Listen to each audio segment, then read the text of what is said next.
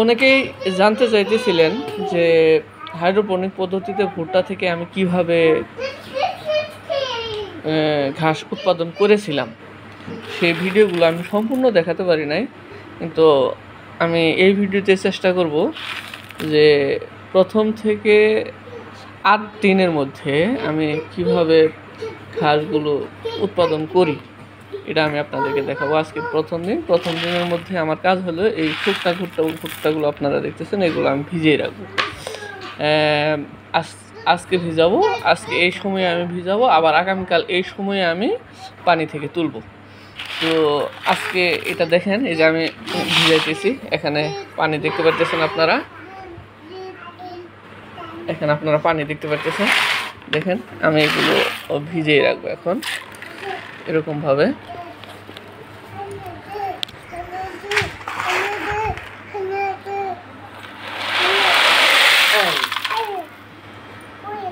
এগুলো আমি ভিজিয়ে রাখবো আগে আপাতত। এখন উপর থেকে ময়লাগুলো আমাকে সরিয়ে নিতে হবে। তো আজ এই পর্যন্তই। আপনারা দেখলেন যে আমি এগুলো কি করলাম, ভিজাইলাম। এই উপরে ময়লাগুলো আমি এখন কি করবো, সরাই দিব, আর পানিগুলো এরকমই থাকবে।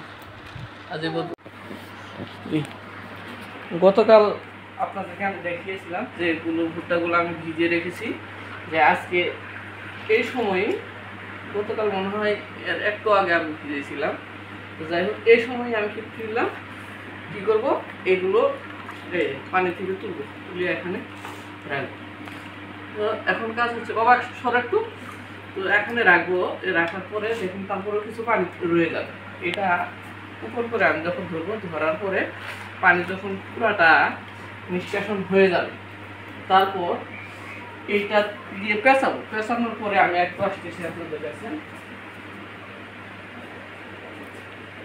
পানি যখন নিষ্কাশন হয়ে যাবে সম্পূর্ণটা, তখন এটা বাঁধার পরে এইটা দিয়ে পেঁচিয়ে একটা জায়গায় রেখে দেব।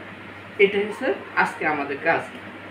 আগামীকাল কাজ হচ্ছে ঠিক এই সময়ে আমি আপনাদেরকে এই জাগটা বাঁধন খুলে দেওয়ার পরে আপনাদেরকে আমি দেখাবো এখানে প্রত্যেকটার গুঁড়া থেকে কীরকমভাবে কণাগুলো বের হয়, গাছের কণাগুলো, সেটা আমি আগামীকাল আপনাদেরকে দেখাবো। আজ পর্যন্ত, আসসালামু আলাইকুম। একটু দে, এই যে পানি থেকে তুলানোর পরে কেনা দিয়ে পেঁচাইছি, পেঁচানোর পরে পানি নিষ্কাশন হয়ে গেছে। এখন আমার কাজ হচ্ছে এইটা দিয়ে ভালো করে মুড়ায়ে এক জায়গায় আমি রেখে দেবো। খুব ভালো করে আপনাকে মুড়াতে হবে এরকমভাবে। এইটা মুড়ায়ে কী করবো, আমরা এক জায়গায় রেখে দেবো। ঠিক আগামীকাল এই সময়ে আবার আপনাদেরকে আমি দেখাবো এখানকার কী অবস্থা। সম্মানিত দর্শক, আমি গতকালে যে এটার মধ্যে পিছিয়ে রাখছিলাম, জাগ দিয়েছিলাম 24 ঘন্টা হয়েছে। এখন আমি আপনাদেরকে দেখাবো যে জাগ দেওয়ার পরে ভুট্টার কণাগুলো কীরকম পরিমাণ বের হয়েছে, এটা আমি আপনাদেরকে এখন দেখাবো। এদিকে আনো, দেখেন সম্মানিত দর্শক, এই যে প্রত্যেকটা বীজ থেকে এরকম কণা কিন্তু বের হয়েছে। দেখেন আপনারা, দেখা যাচ্ছে কিনা? এই যে দেখেন, এই দেখেন সুন্দর করে। এখন আমার যেটা কাজ সেটা হচ্ছে এই যে আপনারা ট্রেগুলো যে দেখছেন, এই ট্রেগুলো একটু এরকমভাবে দিয়ে ভিজিয়ে দিই।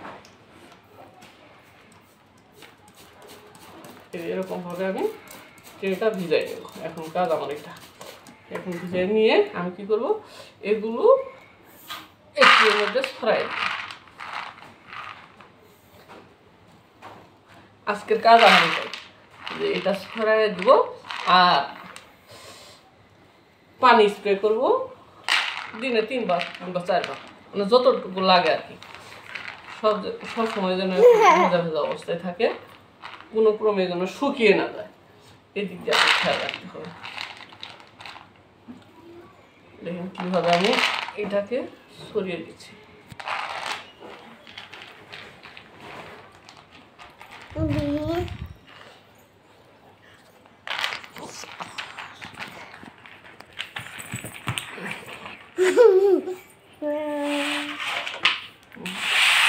এটার মধ্যেও একই অবস্থা।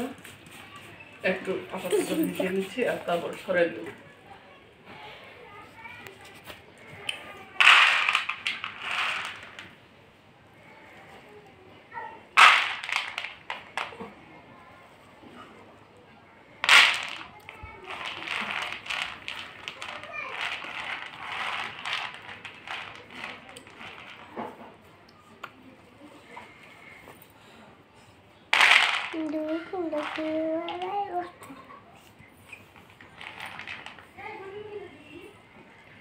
এগুলো ছড়াই দেওয়া লাগবো আর এগুলো দিতে।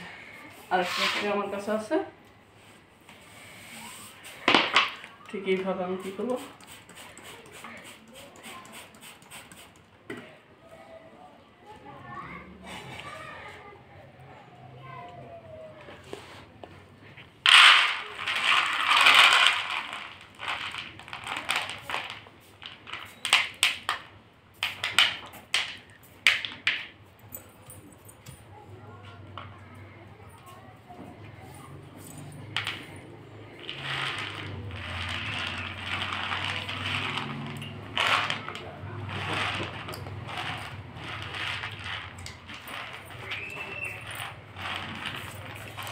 এভাবে ছড়াই দেবো। ছড়াই দিয়ে এর উপরে এরকম একটা ন্যাকড়া ভিজায়ে আমি কি করবো, এইভাবে দিয়ে রাখবো। দিয়ে এর উপর দিয়ে কি করবো, আমি পানি ছিটাই দেবো যেন এই ন্যাকড়াটা সবসময় ভিজা অবস্থায় থাকে। আর এ পর্যন্ত আমি আগামীকাল দেখাবো আপনাদের কী অবস্থা। আজকে প্রথম দিন আমার এই ভুট্টার। আজ এ পর্যন্তই। এর মধ্যে রাখার পরে আমি এই জায়গায় রাখছি, রাখার পরে আমি এই ন্যাকড়া দিয়ে ঢেকে রাখছি। আমার ন্যাকড়াটাকে আমি কি করছি, সব ভিজিয়ে রাখছি। সবসময় আমাকে কি করতে হবে, এই যখন দেখবো যে ন্যাকড়াটা শুকে যাচ্ছে এই অবস্থায় আমাকে এরকমভাবে স্প্রে করতে হবে পানিটা। সব খেয়াল রাখতে হবে যেন কখনো এই ন্যাকড়াটা শুকিয়ে না যায়। এটা দৈনিক 3 থেকে 4 বার পানি দিলে আমার এটা সম্ভব ইনশাআল্লাহ।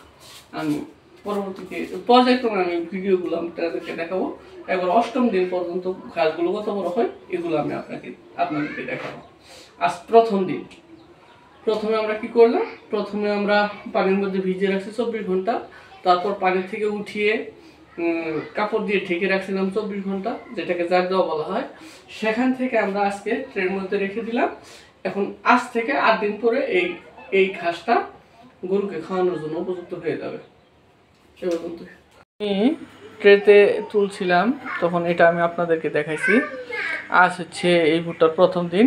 দেখেন এই যে এরকমভাবে ভিজিয়ে রাখতে হবে। উপরে দেখতে পাচ্ছেন যে আমি রেগুলার কি করবো, এখন পানি দিব আর এই ন্যাকড়াটা উপরে রেখে দেবো। আর ন্যাকড়াটার উপরে যেন সবসময় পানি ভেজা থাকে এটা আমাকে লক্ষ্য রাখতে হবে। এমনভাবে পানি দেওয়া যাবে না যাতে এই ট্রের মধ্যে পানি থাকে। তাহলে যদি এখানে ট্রের মধ্যে যদি পানি যদি আটকে থাকে তাহলে বুঝতে হবে কি হবে, ভুট্টাগুলো নষ্ট হয়ে যাবে। এমনভাবে পানি দেওয়া যাবে না যে ট্রের মধ্যে পানি আটকে থাকে। পানি দিতে হবে সামান্য, খালি যেন উপরের ন্যাকড়াটা ভিজা থাকে। আপনারা দেখতে পাচ্ছেন এখানে যে আমি একটু দেখাই যে গতকাল কেমন ছিল, আজকের কি অবস্থা। দেখছেন যে গতকাল কিন্তু দেখাই যায় নাই, গতকাল দেখাই যায় নাই। আজকে দেখছেন কত শিকড় বের হচ্ছে উপর থেকে, গাছের যে গুড় সেটাও কিন্তু বের হচ্ছে, আপনারা দেখতে পাচ্ছেন। জি, এটা হচ্ছে আজকে, গতকাল প্রথম দিন গেছে, আজকে দ্বিতীয় দিন, কালকে তৃতীয় দিন। পরে 3 দিন চলে গেলে পরের দিন আমি কি করব, এই ন্যাকড়াগুলো আমি তুলে ফেলবো। দেখেন এই জায়গায় একই অবস্থা, গতকাল দেখাই যায় নাই, আজকে শিকড় কত বড় হয়ে গেছে। দেখেন এই তৃতীয় অবস্থা একই রকম, গতকাল শিকড় দেখাই যায় নাই, আজকে কতটুকু বড় হয়ে গেছে। দেখেন আমি কালকেও দেখাবো কি অবস্থা।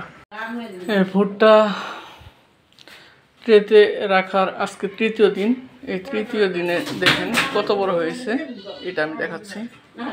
এই দেখছেন, আপনারা দেখতে পাচ্ছেন কত বড় হয়েছে। তো এই ন্যাকড়াটা কিন্তু শুকায় আসছে, যার কারণে এখন কি দেওয়া হলো, পানি স্প্রে করা লাগবে। আপনারা এখানে দেখতে পারেন, এই দেখেন কত সুন্দর যে গজায় উঠতেছে ঘাসগুলো। এই যে এখানেও কত সুন্দর এখন পানি দেওয়ার পালা। আমি পানিটা দিব, পানি দিয়ে দিনে 3 থেকে 4 বার পানি দিলে না, 4 বার পানি দিলে না। আমি আপনাদেরকে দেখাচ্ছি কীভাবে পানি দিই। দেখেন এই আমি এই যন্ত্রটা দিয়ে কিন্তু পানি দিই, এই যে এরকমভাবে আমি পানি দিই। আজকে 3য় দিন, আজকের পরে কালকে কিন্তু এই ন্যাকড়াটা আমি তুলে দিব, তারপর দেখবেন আপনারা ঘাসের কী অবস্থা। আজ ভুট্টা গাছের বয়স 4র্থ দিন, গতকাল 3 দিন হয়ে গেছে। আজকে এই গাছের উপর থেকে এই যে ন্যাকড়া যে আপনারা দেখতেছেন, এই ন্যাকড়াটা আমরা উঠিয়ে দিয়েছি। দেখেন এই উপরের গাছগুলো কিন্তু সব দিক দিয়ে সমান হয়েছে, কিন্তু নিচে দেখেন সব দিক দিয়ে সমান হয় নাই। অবশ্য সবগুলোর কণায় কিন্তু বের হয়েছে, গাছ বের হবে। আপনারা দেখেন, যদি কাছ থেকে দেখায়, সবগুলো থেকে শিকড় বের হয়েছে। কিন্তু কথা হচ্ছে এই মাঝখানে হয়েছে বেশি, আর তার চারিদিকে কম হয়েছে। আবার এদিকেও একই অবস্থা। এটা না হওয়ার কারণ হইল চতুর্দিক দিয়ে সমানভাবে পানি দেওয়া হয় নাই, এই জন্য এই সমস্যাটা হয়েছে। এখন চতুর্দিক দিয়ে আমরা সমানভাবে পানি দিব, আশা করি এটা সমান পরে হয়ে যাবে। পরে যখন আপনারা 8ম দিনে আমি আপনাদেরকে দেখাবো, তখন আপনারা দেখতে পারবেন যে সব দিক দিয়েই কেমন গাছ হয়েছে আর কি। এই তো আজকে 4র্থ দিন, দেখেন কত বড় বড় গাছ এখন হয়ে গেছে। এদিক দিয়ে পাতা প্রায় বের হয়ে গেছে, আপনারা দেখতে পাচ্ছেন। এই দেখেন প্রায় পাতা হয়ে যাওয়ার অবস্থা। আজকে 4র্থ দিন সকালবেলা। আজকে আমার ভুট্টা গাছের বয়স হয়েছে 6ষ্ঠ দিন। 6ষ্ঠ দিনে আজকে পড়ছে। আজকে দিন গেলে 6 দিন শেষ হবে আর কি। কিন্তু গতকালকের ভিডিও আমি দিতে পারি নাই, 5ম দিনের বয়সে আমি দিতে পারি নাই, কারণ গতকাল আমি হসপিটালে ছিলাম একজনকে নিয়ে, যার কারণে দিতে পারি নাই। দেখেন 6ষ্ঠ দিনে গাছের কি অবস্থা। এখনই কিন্তু খাওয়ানো যেতে পারে, কিন্তু দেখেন এই দিকে কিছু গাছ ছোটো আছে, এগুলো বড় হবে। 8ম দিনে ইনশাল্লাহ গাছ পুরোপুরি বড় হয়ে যাবে। আমি নিচেরটা দেখিয়েছিলাম সেদিন, যে এই জায়গাটাই হয়েছিল, এই জায়গাটাই তখন হইতেছিল না।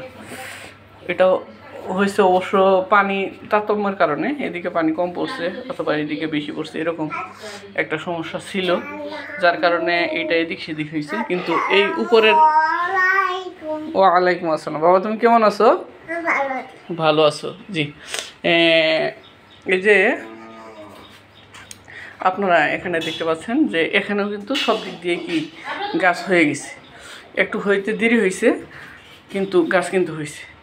8ম দিনে অবশ্যই এই প্রত্যেকটা গাছই গরুর খাওয়ার উপযোগী হয়ে যাবে। এটাও একই অবস্থা, সব দিক দিয়ে সমান হয় নাই, কিন্তু সব দিক দিয়ে হয়ে গেছে। 8ম দিনে এগুলো ছোটোগুলো বড় হয়ে যাবে, এটা খাওয়ানো যাবে। কিন্তু এইটা দেখেন, এটা সব দিক দিয়ে কি ঘাসটা সমান হয়েছে, খুব সুন্দর দেখা যাইতেছে। আপনারা শিকড়গুলো যদি আমি দেখাই আপনাদেরকে, দেখেন কত সুন্দর শিকড়গুলো হয়েছে। এখানেও দেখাই আমি, দেখেন কত সুন্দর শিকড়। এই ভুট্টা দিয়ে ঘাস চাষের যে প্রক্রিয়া, সেটার মধ্যে সবচেয়ে সৌন্দর্যের বিষয়টা হচ্ছে এই শিকড়গুলো দেখতে যেমন সুন্দর, তেমন গরুর খাদ্যের খুব উপযোগী এবং প্রোটিন সমৃদ্ধ খাবার। এই ঘাসগুলো যদি আমরা খাওয়াই, তাহলে অবশ্যই গরু উপকৃত হবে। গরু পালনের মাধ্যমে আপনি আমিও উপকৃত হব ইনশাআল্লাহ। তো এটা আজকে গেল 6ষ্ঠ দিন, 7ম দিন আর 8ম দিনের ভিডিওটা আমি আপনাদেরকে দেখাবো, এবং কি কীভাবে খায় গরু, সেটাও আমি আপনাদেরকে দেখাবো ইনশাআল্লাহ। আজ এই ঘাসের বয়স 7ম দিন। দেখেন 7ম দিনে গাছগুলো কত সুন্দর হয়ে গেছে, কত বড় বড় হয়ে গেছে। দেখেন আমি এই নিচের ট্রেটা আপনাদের যখন দেখিয়েছিলাম, তখন দেখেছিলাম যে অনেক জায়গায় কিন্তু ঘাস হয় নাই। পরবর্তীতে দেখছি কম করে হচ্ছে, কিন্তু এখন দেখেন পুরাটা কিন্তু ভরে গেছে। এটা হচ্ছে উপরেরটা, এই নিচেরটাই কিন্তু আপনারা তখন দেখছিলেন যে কম কম হয়েছিল। দেখেন এখন এটা তুলে ফেলছিল অবশ্য একজন ছোট বাচ্চা। এগুলো দেখেন কত সুন্দর ঘাস। আজকে 7ম দিন, 8ম দিনে আমি যাব না, আজকে আমি ঘাসগুলো গরুকে খাওয়াবো, এবং কি গরুকে খাওয়ানোর সময় আপনাদেরকে আমি দেখাবো যে গরু কীরকম করে খায়। কত সুন্দর ঘাস। সবচেয়ে দেখার মতো বিষয় এটা হচ্ছে আপনার গাছের শিকড়। আপনারা শিকড়গুলো দেখেন কত সুন্দর। দেখেন শিকড়গুলো দেখাচ্ছে আপনাদের, কত সুন্দর শিকড়। জি, আজকে এই ঘাসের 7ম দিন। আজকে এটা কালকেও খাওয়ানো যেত, কিন্তু আজকে আমি এটা খাওয়াবো। এই গাছের বৈশিষ্ট্যটা কেমন দেখেন। আমি তো শুরু থেকে আপনাদেরকে দেখিয়ে আসতেছি একবারে A to Z কীভাবে আপনারা এই ঘাসটা উৎপাদন করবেন। দেখেন প্রথমে গাছটা কেমন হয়েছে, ঘাসগুলো কেমন হয়েছে এগুলো আমি আপনাদেরকে দেখাই। দেখেন কত সুন্দর ঘাস আপনারা আমার হাতে দেখতে পাচ্ছেন। এগুলো আমি এখন গরুকে খাওয়াবো। এখানে একটা, এই যে আরেকটা। দেখছেন কত সুন্দর। এই গাছের প্রধান বৈশিষ্ট্য হলো এই গাছের শিকড় দেখতে অনেক ভালো লাগে। আমি এখন গরুর কাছে নিয়ে যাব, গরুকে খাওয়াবো। আপনারা দেখতে থাকুন।